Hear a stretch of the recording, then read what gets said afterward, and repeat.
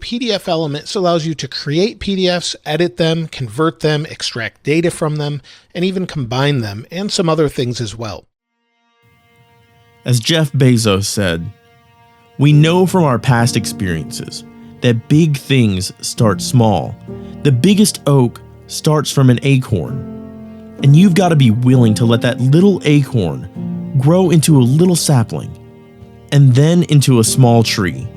And maybe one day it'll be a huge oak tree standing on its own. You can't skip steps. You've got to put one foot in front of the other. Things take time. There are no shortcuts, but you need to take those steps with passion and ferocity.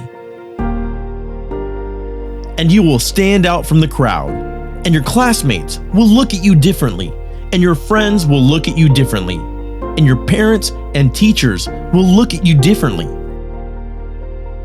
The ambitious should never apologize, for the only people that will criticize you are the people who have already given up on greatness.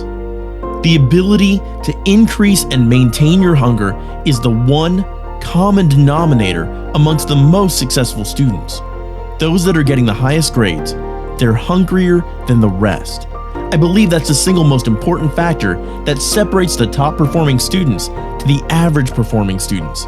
It's hunger. It's not just the ability to be hungry, but it's the ability to sustain it over long periods of time. So you've got to ask yourself, how hungry are you? How bad do you want it? When you achieve the grades that you're aiming for, do you then get comfortable and relax? A lot of students, when they achieve the grades they're aiming for, they relax. But if you can find within yourself the part of you that wants more, you want to make a bigger difference, you want to push a bit more, you want your grades a bit higher, you should never be satisfied with the grades that you've got, because the attempt to achieve more makes you into something phenomenal.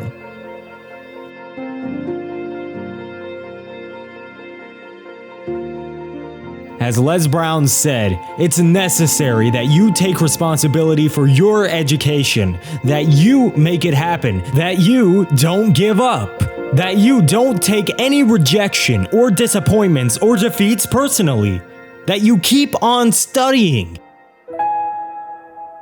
I remember Joe Rogan said, "The best advice I've ever heard is to live your life like you're the hero in a movie." Right now is when the movie starts and your life is a disaster. Pretend you are, right now, you're in a movie, and it starts, and it shows you as a loser. And just decide that you're not going to be a loser anymore. Live your life like there's a documentary crew following you around, and there are millions of people watching and analyzing your behavior. Do what you would want to do so that your kids one day would look back at it and see that documentary and look at it with pride and think, wow, my dad was a badass. He really did what he had to do. Wow, my mom really got her life together. I love a success story, but even more than a success story, I love a guy that messes his life up then gets it back together again story.